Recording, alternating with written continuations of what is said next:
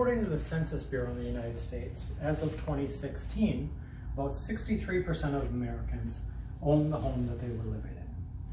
That means when it comes time to sell, all those people are going to have to decide how to go about selling their property. The first question you're probably going to ask is whether or not you want to use a realtor. Realtors typically cost about 4 to 6% of sale price according to Realtor.com. Now remember, that's a large number with it doesn't seem like a big variance, but 4 to 6%, just 1% off of 100,000 means an extra $1,000. For most people, that's a lot of money. Some of the advantages to using a realtor are time saving. They're going to be doing the listing of the property and the showing of the property, cutting down on time that you have to invest in that. Also, they can determine the market value of the property. They'll do that by doing comparables of sales and other property for sale in the area that is comparable to your property. When you're looking at a realtor, be sure to shop around. Go to at least 3 other realtors. Have them come look at the property and talk to you about how they would go about selling it. This will allow you to actually get multiple market valuations of your property and kind of see who you work best with. Do remember that some of the larger realtors will go for a smaller price to try and sell the property faster.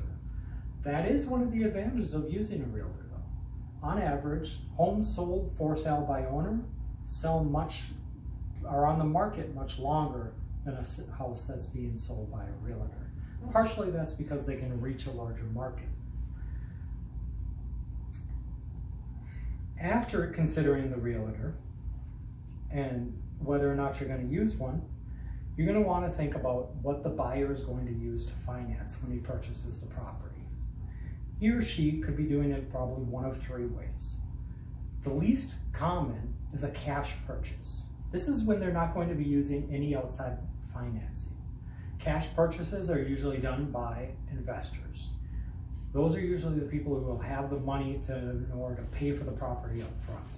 The advantages of a cash purchase are you're not going to have as much as far as repairs needed for the sale of the property. Also, cash purchases have less costs on the closing and things like that. And the second most common though is conventional. Conventional loans typically require a 20% down. They can get a lower percentage if they have a higher credit rating or go through different agencies. They will have more requirements on the repairs of the property.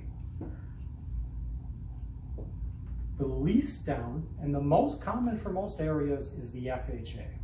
FHA has the lowest requirements for credit score, and you only require a 3.5% down when you're purchasing the property.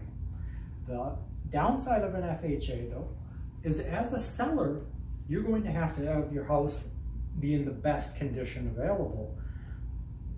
And what that means is you can't have anything where you have trim with rotted or damage around the property. You can't have any flooring that is unfinished, such as non-carpeted floors where it's just bare wood, not wood floors, but just unfinished flooring. Any broken tiles that are a danger, things like that will have to be repaired, as well as broken windows. If you're looking at selling FHA or even conventional, you're going to have to start considering what you're going to choose to repair with the property and how much money you're going to invest on selling the property. Some of the things to discuss are, like I said, for FHA, you're going to have all completed flooring. You're going to have no rotten wood in any trim or outside or things like that. You're also going to have no broken windows.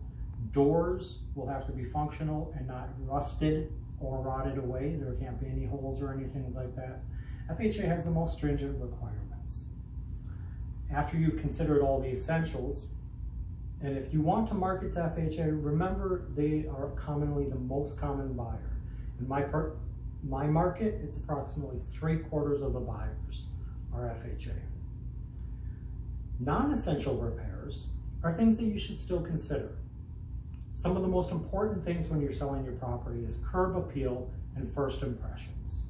First impressions is when they're coming up to the property or just entering the property. Now, that impression can stay with them throughout the whole showing. So you want to make sure that they go into it feeling upbeat about the property. Do things such as lawn care or exterior repairs or exterior improvements can greatly increase the price and increase the potential buyers. Things such as paint. Paint can be actually quite affordable and a cheap way to repair and make the inside of the property or the outside look a lot better. Remember, when you're doing paint, don't go with any bold or real bright colors. Go with neutral colors. It's an old saying, but neutral colors sells best. It's boring, but you'll get the best return on your investment.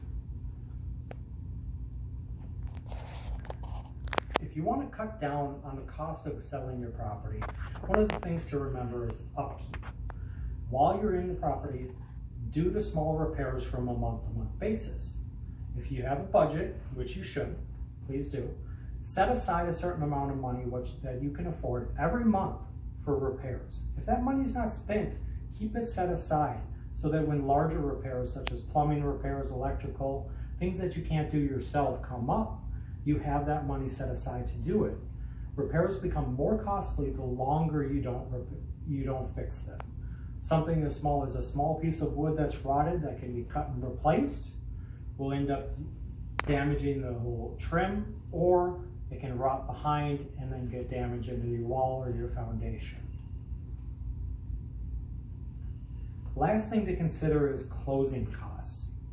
Closing costs are usually upwards of 4 to 10% of the sale of the property. Now, these can be negotiated and is one of the things that a realtor will assist you with between the buyer and the seller. If you're doing a cash purchase where an investor is purchasing your property, try and get them to cover that entire cost. Do remember that closing costs varies a lot by the lender, the person that is financing the property. So make sure that a lot of that cost is also put on the buyer if at all possible. Remember to set aside. Some costs maybe have to be paid beforehand, such as appraisal and inspection. So you should have approximately $1,000 set aside, if at all possible, to pay for these costs, because those won't necessarily be able to be paid out of the sale of the property or from the finance on the buyer's side. I encourage you, if you're looking to sell the property, to be sure to do your own research. You can use sites such as House Logic or Zillow.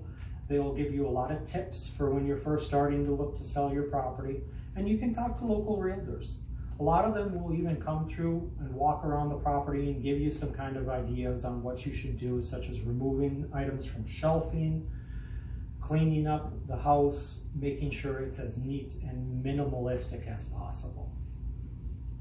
Remember that when you're selling a property, it can be extremely stressful.